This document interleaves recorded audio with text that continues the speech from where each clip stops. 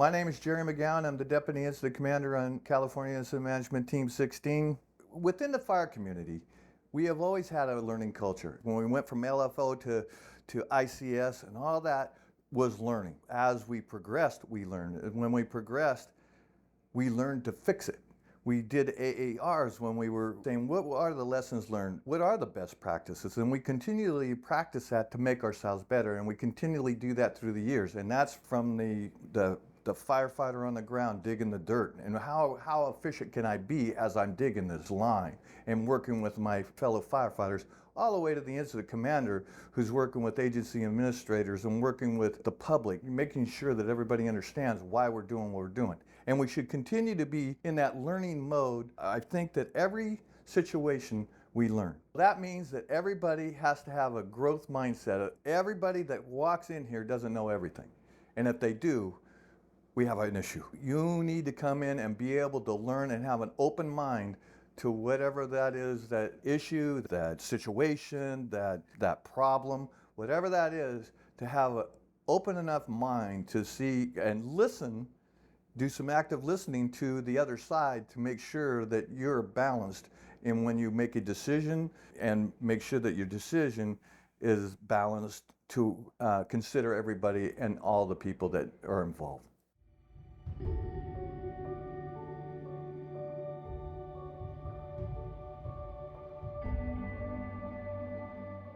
So as we look back into mid-August, we had abnormally dry conditions across the area, northern portions of Humboldt County into Del Norte County. We had a series of thunderstorms that moved across the area on the 14th and 15th of August that produced significant amounts of lightning, over 1,100 lightning strikes in the area for that time period. And unfortunately, those storms didn't produce much in the way of rain, so the lightning strikes ended up resulting in numerous fires across the area.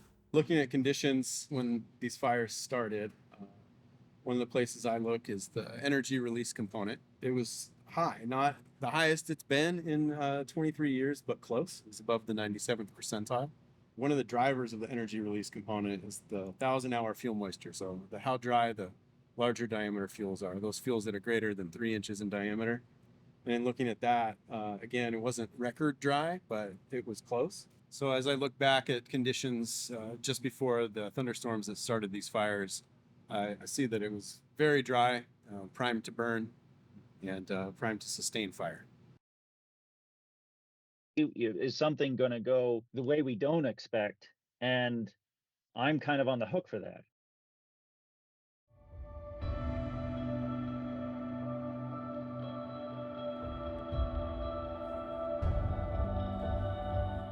So I just want to start with, again, back to the life of this incident. From the beginning, this was a full suppression strategy on the complex of fires. And if you took all 15 fires initially started this complex, this lightning complex, there was strategies going on within each of those individual 15 fires. We as an organization don't have language for this yet. We can't call it this one thing. We have to call it full suppression, but we're doing it in a way that everyone kind of knows that we want to be going. So that tension was central. As these fires grew, then the tactics were modified based on the fire behavior that was observed, the environmental conditions that were occurring, and the time of the year. They had pieces of risk that they could not share. So my perspective kind of captures the early stages of the incident as well as the closing stages of the incident, and how we use the ISAP process and the SRA process. What I did, I turned a map around. So we just had the white background, and I put that up and handed out Post-it notes. And on the left side of that map, I said, I wrote the word normal and talked about how that meant we're going to go direct, keep the fire as small footprint as possible. And then on the other side, I wrote the word willy-nilly. And that meant that we were just blindfold the helicopter pilot and the PSD operator and just send them out putting fire anywhere randomly on the landscape. And the intent was to show two extremes. We weren't going to do either of those, but we were going to operate somewhere between those two extremes. I asked people on their Post-it note, come up and say, I want to do this thing because a value statement because of some value I fear or I want, I value this thing or I fear that outcome, a because statement, so that, and that's the end state. So this is essentially task purpose end state, but because we had a mixed crowd, I didn't want to go through and explain task purpose end state. Because we had resource folks there, we had folks from the forest, district rangers, forest supervisors, we had lots of different representations in the room. So then I had a couple that I put up talking about how I want to build a process where everyone's voice is heard, just to demonstrate what was going on. And then I wanted to post it where they felt comfortable within that spectrum. And what that gave everyone the opportunity to stand up and have their voice heard, and for them to indicate where they felt comfortable so that everyone could visualize. We didn't get down to tactics or anything, but it gave us an indication of who was where and where they're comfortable. I didn't know what kind of container I had. I didn't know if people would feel comfortable voicing with district ranger, forest supervisor, tribal folks, and then hotshot soups and all the like.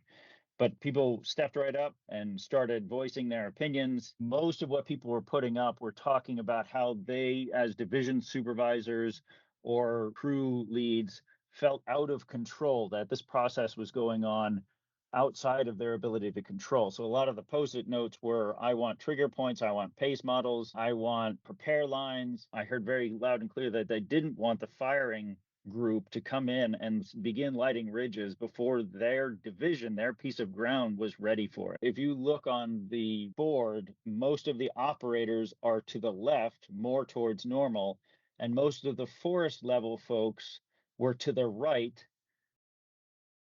It was a little different on how we used the process between the two times that I was here.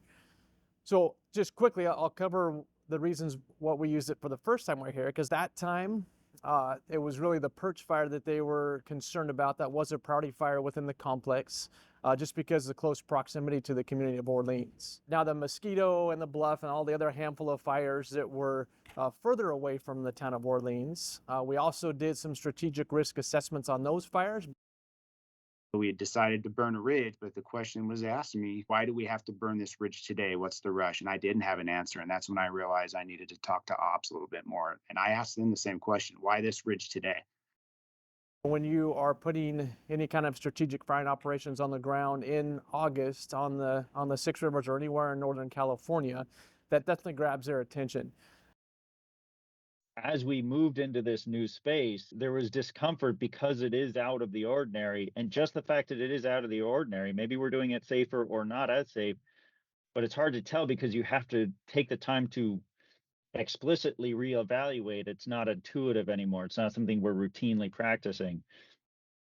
It was multiple hour-long sessions. It was conversations with the agency administrators and the tribal representatives, and we sat down to grab, okay, what is important? What are those values at risk that we really need to protect? And then what is that associated risk to our firefighters in order to achieve those results?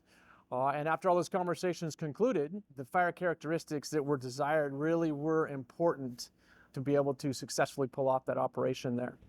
And so a lot of the conversations in those ISAP SRA sessions were, how can we successfully get those fire line intensities, those fire characteristics, because the request was to not have high intensity crown fire type of runs because of what it would do to the water system there above the community of Orleans. Could we pull off those firing operations that would achieve more of a prescribed fire type of an effect there? So low flame lengths, very low fire line intensities there. There was buy-in, there was ownership in the plan. And again, that was from the agency administrators, the tribal representatives, to the IMT that was in place at the time, all the way down to those folks that were the operations, the branch directors and the firefighters they were the ones doing that work. They were the ones that were gonna have to stand on that ridge top and that ridge line and pull fire down the hill towards the community of Orleans. The strategic ops or the ISOP process of what we were going to do, that we were going to go around that big box and make it look in these two fires around 43,000 acres. And I think it helped having the strategic ops there going through basically the same thing he put to the AAs, the ISOP process was good.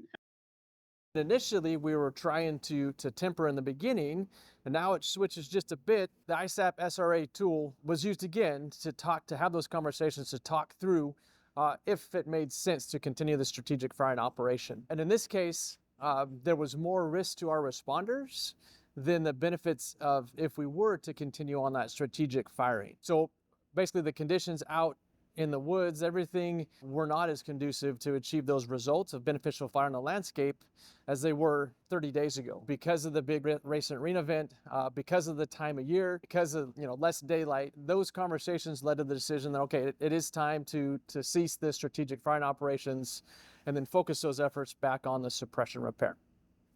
We don't have care facilities very close, and so if someone gets hurt, it takes a long time to get them out.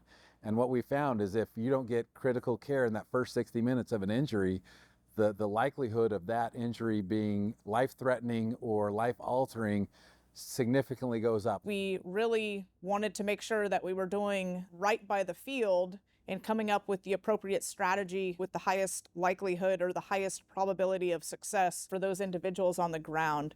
And so what we did was we utilized the safety individuals amongst the command and general staff. We utilized the responder risk. And so with the critical values, we had weight associated with where those ranked within the ISAP process to be able to truly drive the strategic action for implementation of the tactics on the ground. The idea behind incident strategic alignment process and strategic risk assessment, that is new. But what's not new is that we have always been thinking about that risk to responders. We've always been thinking about values at risk. Everybody and anyone has an internal process or a team process to get through those conversations. But what is new is the benefit of having something, a tool, to use to make sure that we get all those people in the room at the same time to talk about the risk to responders and those values at risk. And that's also the versatility of this tool, is that even if I wasn't the first incident commander on here and the last, that everything that was done leading up to this team being here, it's something tangible. It could be passed down to the next team and the next team and the next team. And the values at risk conversation usually don't change, but the conditions surrounding those values at risk and those threat to the firefighters, that's what does change.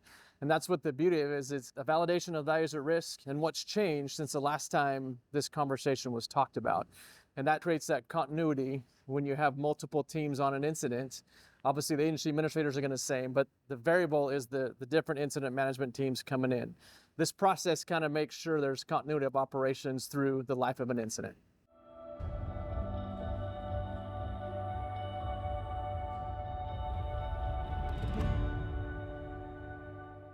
How do we develop more resilient fire-adapted ecosystems? How do we have communities that can live with fire? And how do we safely deploy firefighters in a way that reduces risk to the communities and reduces the risk to the firefighters as they're out there fighting these fires? This is a pretty unique place. It's remote, it's rugged, it's got a very diverse ecology and geology on this landscape, and it has a diverse population of people that live here as well. Where we were working at, fire has played its role out here through natural ignitions, through lightning, or through cultural burning through the tribes for thousands upon thousands of years. Upon removing fire from the equation in large extent over the last 100 years, it's changed things. And what we are trying to do through all of this engagement with the communities is find out, what does right look like? What is the answer to help us get these ecosystems back in a functioning manner that can help meet the needs of the plants and animals that live out there, but also the people that live around the forest? Some of the key objectives are tied directly to the cohesive strategy. So the National Wildfire Cohesive Strategy, key tenets in it. And within those, they're built right into WKRPs for short. It's built right into the plan there. So a couple of those things that we're looking at doing with this wildfire.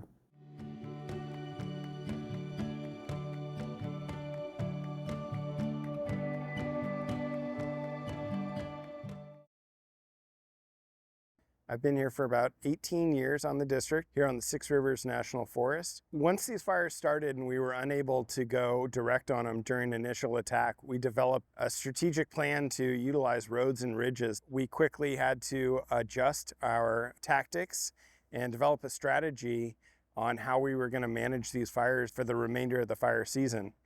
And what that plan looked like was rolling out the map, so to speak, and looking at some key features, realizing where these fires were at in the Bluff Creek drainage. We looked at the fire history maps and determined that this area had not seen fire in over a century, while all the surrounding area had a long history of fire return intervals. Having these fires start in this area that hasn't seen fire in 100 years, we were able to some degree mimic what historically occurred through indigenous fire use by bringing fire down the ridges from the highest point and keeping fire at a low to moderate severity. It's a forward-thinking plan that seemed to be in alignment with the regional foresters letter that they put out every year. And the common theme in that letter over the last several years has been to not defer risk. There's really two sides to look at. So you look at really the response to wildfire, and then you look at the front side of that, which is getting more attention today, especially with the Chief's Wildland Crisis Fire Strategy, in terms of the goals and objectives of that. And what that is in response to is all these wildfires that we've had out in the West, and how they're doing the not just the heavy lift, but a lot of damage out in the area. So part of the thing is we look at the offensive side and the defensive side within the WKRP group. And we talk a lot about what happens on the defensive side in really quick fashion, because fires happen really quick and you don't have as much time. The things that we've been looking at out here are to try to address those things up front on the offensive side. That kind of equates to fuels projects. But fuels projects can also include stuff that meets other needs, like the needs that the tribe has for plant materials, for medicines, for basketry material, for foods, what animals need in terms of some habitat. And the types of fuels treatments that we've been talking about here meet a lot of different objectives. So they meet a lot of the community objectives of those of rejuvenating plants on an annual basis by running fire through there. So a lot of fuels treatments that we've been looking at doing have a tremendous amount of intent of putting good fire back into the ecosystem.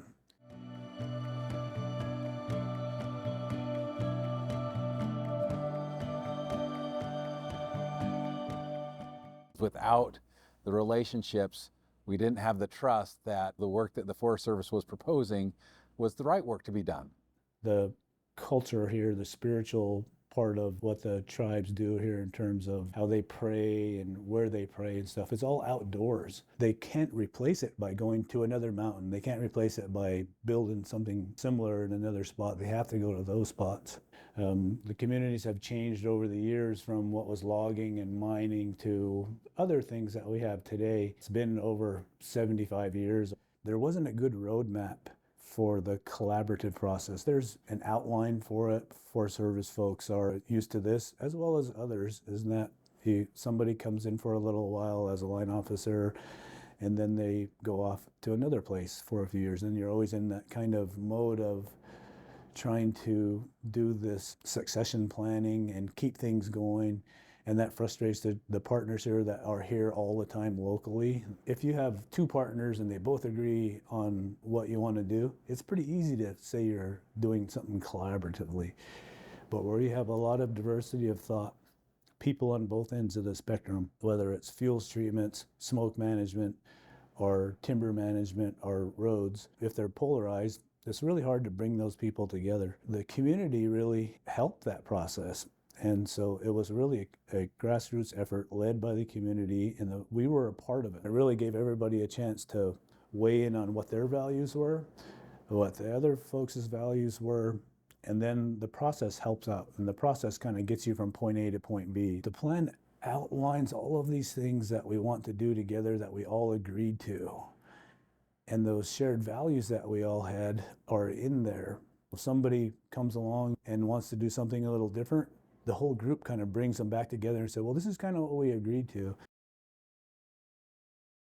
And it painted a picture of like, wow, we are in this great opportunity. And we heard from the district ranger and the fuels folks and the tribe that we want fire back on the landscape to defer risk, to manage deferring risk to the future. And so the intent was there. One of the really unique things around the Six Rivers is we still have many tribes that have called this area home for thousands of years, and they have a living culture.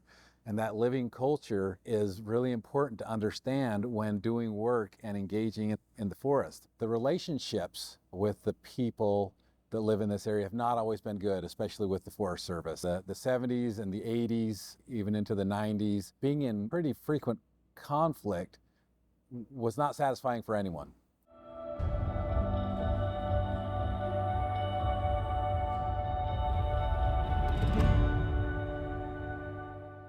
The concept of pods have been around for a very long time. You may have known them as pre-attack lines. Southern California, they had pre-attack lines and blocks for managing fire on the landscape. That was based really a lot on fire management experience and past history in the area where they managed fire. Many of our projects that we're developing in our fuels treatment and our forest health projects are looking at these pods, and the focus of these projects is to put in features on the landscape that can help us manage fire when fire comes. This is probably the first year where we've been able to operationalize using these pods that we've developed in a big way. The new pods, that concept today is not only taking that experience from your fire managers, but it's within the whole community feeding into that process. It's also utilizing past history of fire. It uses a lot of analytics and technology, technological advancement, risk management that we use now. And you take this concept of doing wildfire hazard potential, modeling it out, what would occur under those average annual conditions, and then creating a response function for your values at risk, and then creating a net value change output. So is fire bad or good? And trying to create this, like, if fire goes through here, what is the net result of that effect? So having those pod lines established from an incoming IC or IMT perspective, it speeds up the time that it does take to have those in-depth conversations on where we should be tactically trying to control the incident. Those lines have already been established. It gives the team a really good starting spot. You have full approval to go start here, and that's the benefit of having those predetermined lines. The negotiation and the fine-tuning of those pod lines, that would occur real time on those incidents.